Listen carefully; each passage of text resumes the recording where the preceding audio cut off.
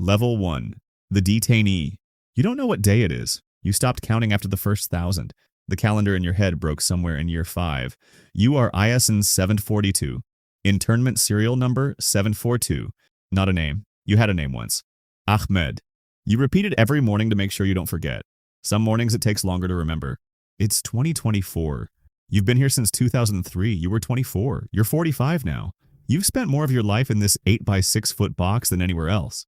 Cinder block walls painted beige, concrete floor, metal bed bolted to the wall with a mat so thin you feel the frame through it. Metal toilet, no seat. Sink that only runs cold. One fluorescent light that never turns off. You get 1 hour outside a day. A concrete yard with chain link overhead. You walk in circles. 23 steps across, turn, 23 steps back. Thousands of miles, same 100 feet. The first year they interrogated you constantly. 2 a.m., 4 a.m., random hours so you never slept right. Shackles, hood, dragged to a room you never saw. Where's the money?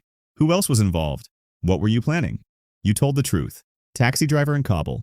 Drove someone to a meeting, didn't know who. Didn't ask. Asking questions got you killed. They didn't believe you. Or they did, and it didn't matter.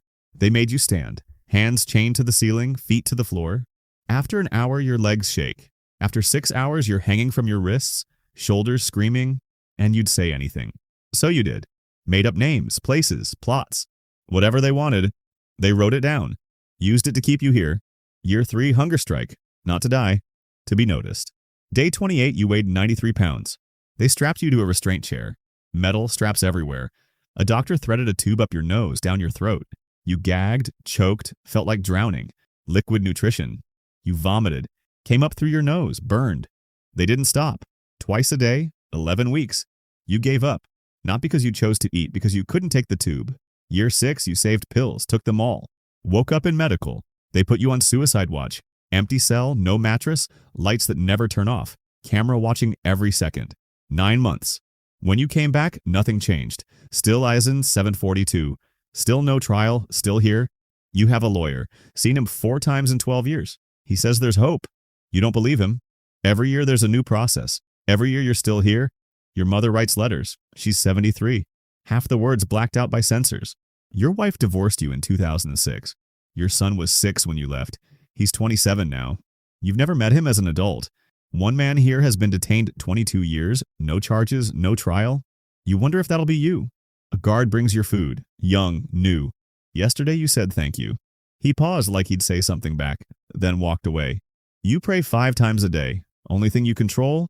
Presidents change. Wars end. You're still here. Obama said he'd close this place. Trump said he'd keep it open. Biden said something. You stopped listening. You are 45. You've been here 21 years. You'll probably die here. You don't hate anymore. Hate takes energy.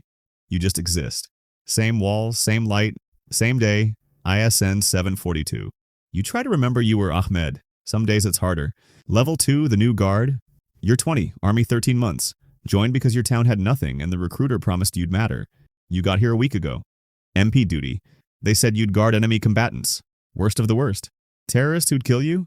You expected monsters. First day in Camp 6, you saw a man in his 60s sitting on a bed staring at a wall. Another praying. Another reading. They look tired. Just tired.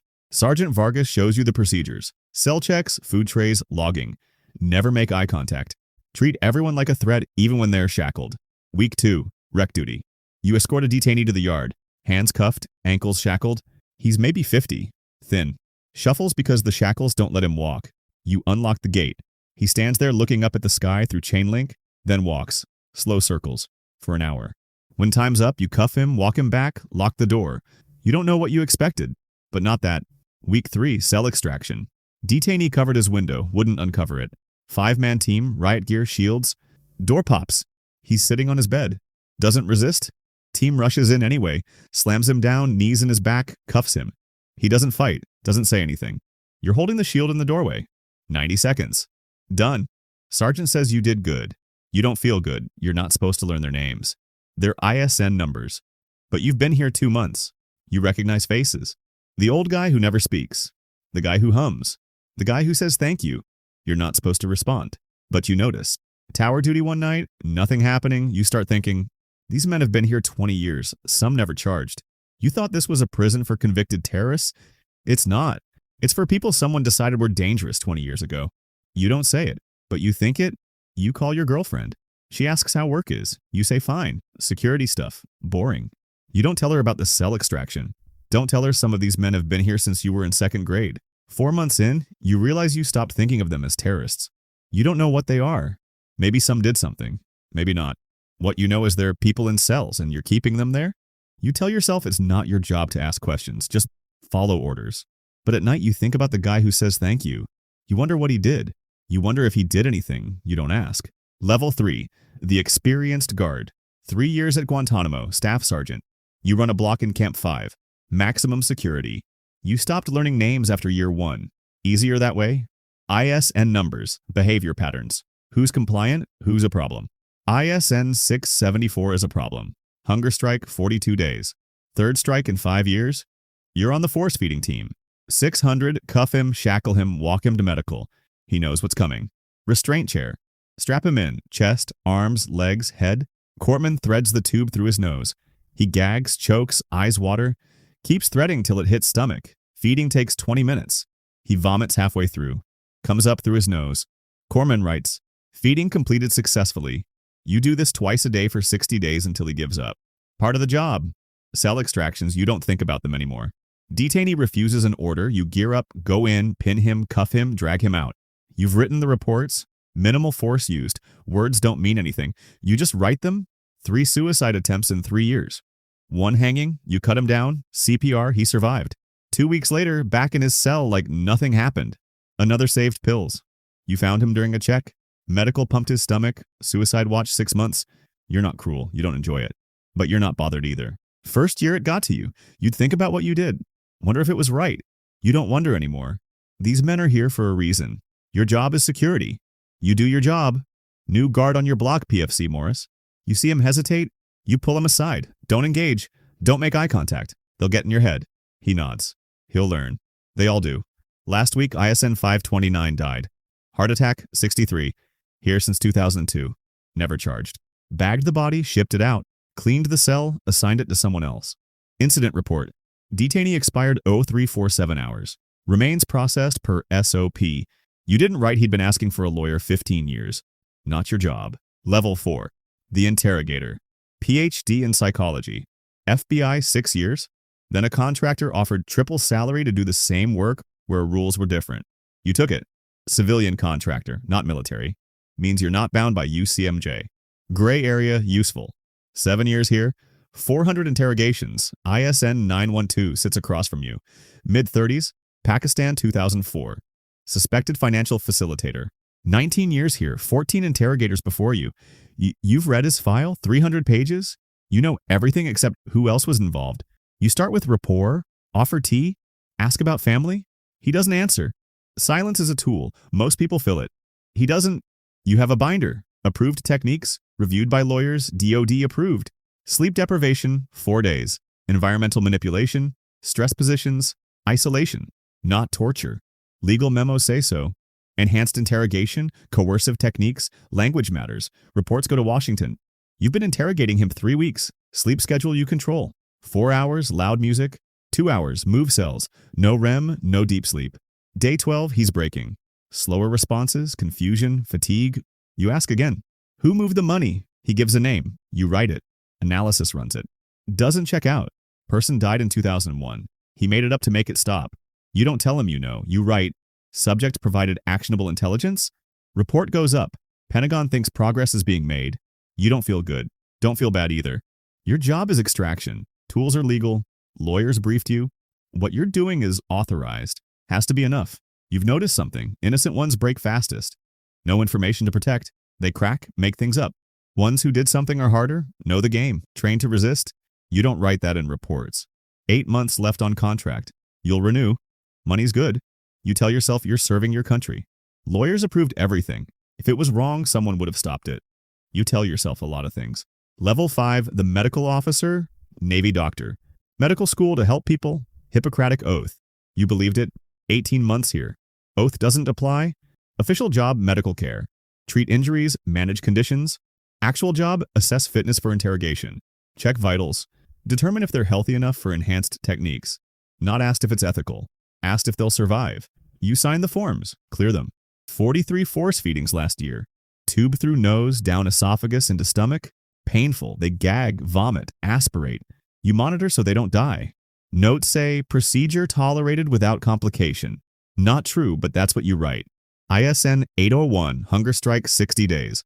Lost 40 pounds, blood pressure dangerously low, risk of organ failure. You could recommend hospitalization. Let him make his own decisions. You don't. You clear him for continued feeding. You tell yourself you're keeping him alive. Your job, don't think about why he's starving. Injuries from cell extractions. Bruises, lacerations, dislocated shoulder. You document, treat, write. Injuries consistent with resistance during routine procedure. Don't write that 5 guards slammed him into concrete. Not your job. Detainee asked how long he'd been here. 19 years. Asked if he'd be released. You said you didn't know. Asked if you thought this was right. You didn't answer. Colleague refused to participate in force feeding. Said it violated ethics. Reassigned. Sent stateside. You didn't refuse. After shifts, you run on treadmill till you're too tired to think. Don't sleep well. Dream about restraint chairs, feeding tubes, faces begging you to stop. Wake up. Go to work. Do it again. First, do no harm. Stop believing 6 months ago. Level 6. The defense lawyer, military lawyer JAG. Law school because you believed in justice. 2 years defending detainees in military commissions. Don't believe in justice anymore. Client ISN 488. Detained 20 years. Never charged? 2 years ago, finally charged. Material support for terrorism. Evidence classified. You can't see it. Defend him in a trial where you don't know the evidence. Met him 6 times in 2 years. First time. When's the trial? You said soon. Second, he asked again. Process is complicated. Third, didn't ask, just stared. Fourth, doesn't care anymore. Wants it over. You told him be patient. Stopped saying that. System's broken. Rules change constantly. Evidence from torture inadmissible except when it's not. Hearsay allowed. Classified evidence used without disclosure. Defending in a system designed to convict. File motions. Denied. Request evidence. Classified. Argue constitutional violations. Judge says protections don't fully apply. You do your job. Doesn't matter. Read interrogation reports. Client waterboarded, sleep deprived, stress positions for hours. He confessed. Primary evidence. You argue torture.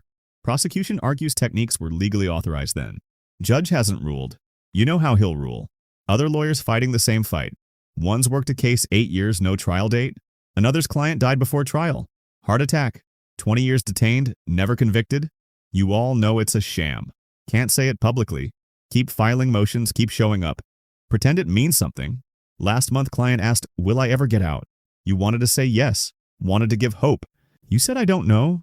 He nodded. Already knew. Joined the military for service. Became a lawyer for rule of law. Guantanamo taught you law is conditional. Applies when convenient. You still show up. File motions, do the work. Just don't believe anymore. Level 7. The commander. 2-star admiral. 28 years Navy. Commanded ships, task forces, combat ops. This is the hardest job you've had. Commander Joint Task Force Guantanamo. Everything here is your responsibility.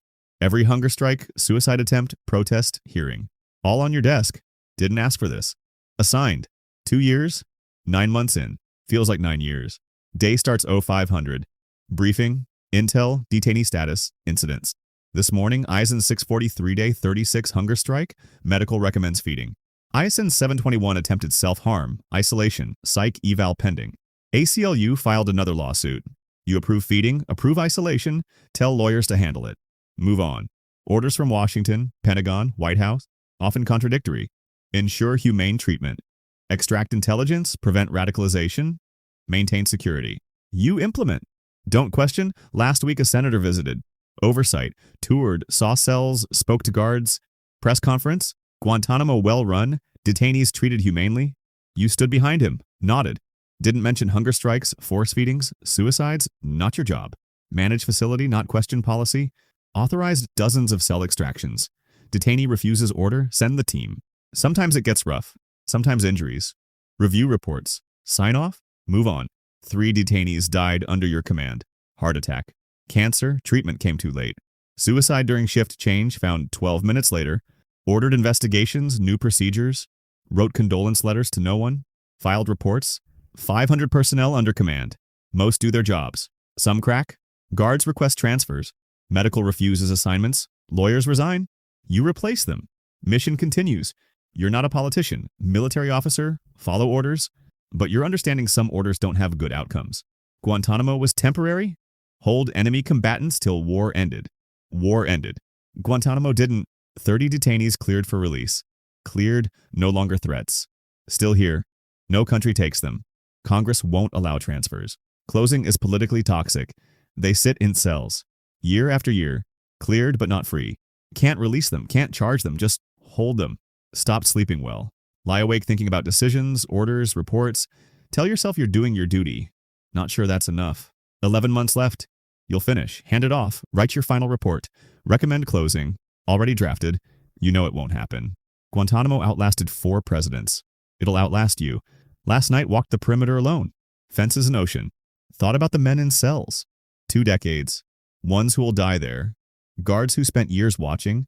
Interrogators who broke them. Doctors who kept them alive. Lawyers who fought. Thought about yourself. 2-star admiral, commanded thousands. Supposed to lead. Realize something? Nobody wins. Not detainees, guards, lawyers. This place exists in legal and moral limbo. Not a prison, not a POW camp. Something in between nobody wanted, nobody will end. And you're in charge. Back to your office. Memo waiting. Policy update from Washington. New procedures for detainee grievances. Read it, sign it, file it. Do your job. All you can do. Rear Admiral James Keller. You command Guantanamo Bay Detention Facility. Responsible for 39 men, some here over 2 decades without trial. Follow orders, file reports. Don't sleep well. In 11 months, you'll leave and someone else will sit here, sign the same memos, make the same decisions. Nothing will change. Guantanamo doesn't change, just continues. Day after day, year after year. Prison that's not a prison. Legal system that's not a system. Mission with no end. You are the commander. This is your command. Somewhere in Camp 6, ISN 742, sits on a metal bed in an 8x6 cell. Doesn't know the admiral loses sleep. Doesn't know the lawyer fights. Doesn't know the doctor keeps him alive against his will. Doesn't know the guard hesitated. Just knows it's Tuesday.